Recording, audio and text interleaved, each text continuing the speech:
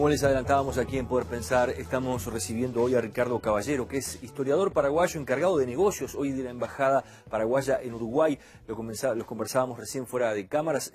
Vendría a ser como el representante paraguayo hoy aquí en Montevideo, ¿verdad? Oficialmente, por decirlo así. Exacto, yo soy el jefe de misión, yo soy la contraparte ahora para todo tipo de contactos oficiales entre los dos gobiernos en Montevideo. Un Paraguay que vive hoy un momento político muy particular, no sé si llamarlo crisis política dentro del propio Paraguay, pero por lo menos sí lo que ha impactado y ha generado en la región, y después lo vamos a conversar.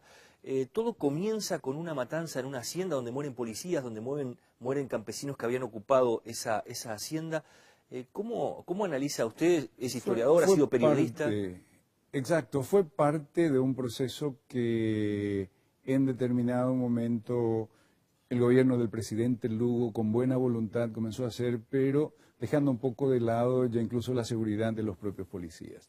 Entonces, en caso de órdenes de desalojo, en caso de cualquier tipo de acción con fuerza de los policías, ellos tenían la obligación por un protocolo que nunca pasó por el Congreso de ir y negociar pacíficamente, es decir, de presentarse y avisarle a los que iban a atacar que señores, le vamos a atacar, así que por favor, ¿no? Un último intento. Y en esta situación, justamente en Curuguaté, en la tierra de Artigas, en Paraguay, se va el policía sabiendo que existía una situación de mucha crispación, porque cuando sobrevoló la zona con helicóptero le dispararon de abajo, no era el mejor lugar para ir a negociar después pacíficamente o presentarse, y entonces al llegar cayeron presos de una emboscada 6 de ellos, y los disparos estuvieron todos fuera del chaleco de seguridad de antibalas. Entonces, cuando comienzan a haber muertos, los policías también disparan, una cosa muy cercana, y se llegó a una matanza de 17 personas. Caballero, concretamente, ¿qué es lo que termina sucediendo allí en cuanto a las versiones que han surgido, ¿no? Hay quienes dicen, estuvo preparado, fue una especie, entre comillas, de cama que le hacían al presidente para después sacarlo como se hizo. No. Las teorías de la conspiración generalmente no tienen forma de sustentarse porque tanta gente tendría que estar en la conspiración, tendría que estar la policía, la fiscalía, tendría que estar el dueño del terreno. Esta es una operación casi normal que ocurre y que estaba ocurriendo mucho más de lo que debía bajo el gobierno del presidente Lugo por esa condición. La gente de izquierda tiene mucho temor de usar a la fuerza pública, ¿verdad? Siempre la hace o a medias ganas. Le pasó también a Jimmy Carter en Estados Unidos, en Teherán, entonces no es algo tan nuevo ni único de Paraguay. Se negoció en un momento que no era lo mejor ir a negociar y se termina en una matanza donde se dice había francotiradores también que le tiraron a los policías, ¿no? Exacto, y esos estaban dentro de los ocupantes que eran ocupantes armados de un terreno privado. No importa si el terreno privado fue conseguido de manera ilegal o no, en ese momento la fuerza pública, la orden del fiscal fue enfrentada con disparos. Eso es algo que un Estado serio no puede permitir. El monopolio de la fuerza pública y de las armas tiene que estar con el Estado. ¿Quiénes son esas personas que estaban armadas, que ocuparon y que terminan haciendo esa matanza? Y lastimosamente son parte de un grupo que se denominaron los carperos, que fueron los favoritos del presidente Lugo en cuanto a la lucha por la tierra en el Paraguay, que existe, y esos carperos siempre fueron violentos, siempre estuvieron quemando tractores de los brasileños o de los paraguayos de origen brasileño, que nosotros permitimos siempre que la cultura siga. Los paraguayos de origen brasileño hablan portugués y los menonitas de origen alemán hablan alemán, tienen sus propias escuelas, no es un problema. Esta gente violenta era recibida regularmente, aún las buscadas por la policía y por el Poder Judicial, eran recibidas normalmente o en el Palacio Presidencial de López o en Bru Villaroga, que es la residencia presidencial por el presidente Lugo.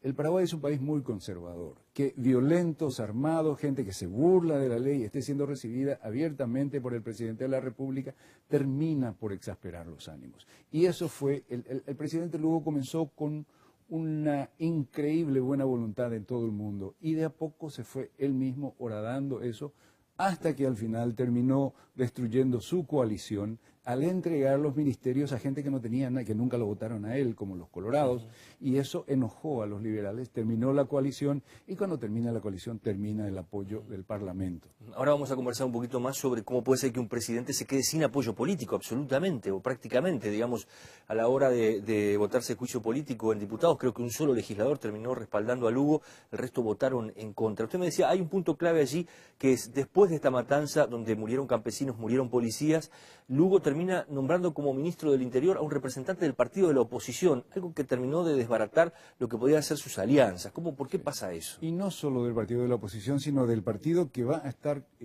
realmente enfrentando con muchas posibilidades de ganar en abril próximo en las elecciones a la coalición de Lugo mismo. Creo que honestamente tendría que hablar como una persona involucrada en el estudio de la historia en este sentido y de los procesos políticos. Los outsiders en Paraguay no tuvieron mucho suceso como políticos. El ingeniero Guasmosi vino de afuera y realmente apenas pudo terminar porque tuvo un golpe militar, el último del que sabemos en Paraguay, en su contra, y se lo salvó prácticamente la OEA y el mundo exterior. Entonces, hay mucha gente que cree que este es el capítulo 2 de aquel episodio de 1996, y no es tan así. Los outsiders también nosotros hemos tenido a un ingeniero eléctrico como el ingeniero Cubas, que quería él gobernar como técnico sin dar importancia a la parte política, duró 7 meses. Sencillamente la tarea política. Lo bueno de Federico Franco es que viene del sector político, fue concejal municipal, fue intendente, fue gobernador de departamento, es decir, conoce lo que significa conseguir el voto, ¿no? Y para nosotros, si bien Nicanor Duarte Frutos se presentó también en su momento como un político profesional, él solo fue ministro del Interior antes de ser candidato presidencial. Un Lugo que llega a la presidencia con un carisma muy particular que lo lleva a tener una confianza en su momento también muy grande y un respaldo muy amplio que usted me decía se fue deteriorando. Él mismo se fue horadando su apoyo.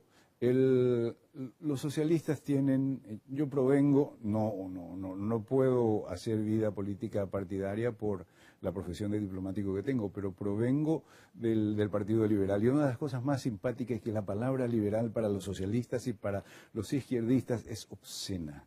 Entonces, creo que en ese sentido Lugo, siempre como miembro de la teoría de la liberación, de la teología, de ese tipo de cosas, tiene un cierto desprecio hacia el Partido Liberal. Sin embargo, los 500.000 votos liberales lo llevaron al poder. Ni bien él accede a la presidencia, comienza un proceso de desprecio muy profundo hacia su segundo, que era representante del Partido Liberal, al punto que le dice al vicepresidente Federico Franco, a 2 semanas de haber llegado al poder: señor, usted se va a reportar a mí a través del jefe de gabinete López Perito.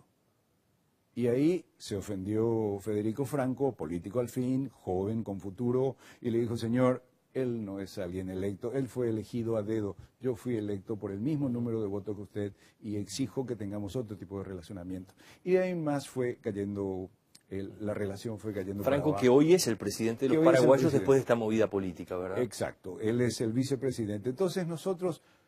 Internamente en Paraguay no hay ninguna crisis, la vida sigue de la cotidianidad más increíble, todo el mundo está trabajando. Hay unos 50, 80 o 100 estudiantes que se reúnen frente a la televisión pública, tienen un micrófono abierto donde cualquiera puede ir a hablar. El expresidente Lugo ya se reunió con ellos al día siguiente de haber sido depuesto. Pero lo que llamó la atención a Paraguay, se despidió con una sonrisa en el Palacio de Gobierno, juntó a su gabinete. El día antes dijo: me someto al juicio político, porque la Iglesia le pidió que renuncie en aras de la paz social. Y él le debe, como ex obispo, le debe algo a la Iglesia, ¿no? Entonces él dice: no, me someto y aceptaré todas las consecuencias. Cuando el voto es negativo, dice: acepto, no me gusta, a ningún político le gusta, pero acepto las consecuencias, me someto y me voy. Se despide con sonrisa, dice: salgo por la puerta grande. Y 2 días más tarde resulta que es ilegítimo el gobierno nuevo, resulta que todo estuvo mal, que no le dieron tiempo de defenderse. Podían haberle dado 2 meses. Él se quedó sin defensa. Es 76-1 en el... Se queda prácticamente más que sin defensa, sin respaldo político, ¿no? Sí, Y eso es... sí, por eso, sin ningún tipo de respaldo político. Entonces, y la tradición paraguaya es que cuando hay una masacre, 1877 hubo una en la cárcel pública, después del asesinato, del único asesinato del presidente que tuvimos en el cargo, del presidente Gil, y ese presidente tuvo que hacer una represión muy grande, pero la población le pidió que se fuera. En el 32, en vísperas de la Guerra del Chaco, el presidente Guyari se somete a un juicio político, se aparta del poder. El presidente Cubas en el 99 fue también expulsado. Entonces, nosotros tenemos una tradición de que cuando hay una masacre, el gobierno se va, sea del color que fuese. Le pido un minutito, hacemos una pausa y después hablamos de lo que ha sido la reacción internacional y regional con respecto a lo que ha sucedido en Paraguay en estas horas. Ya volvemos.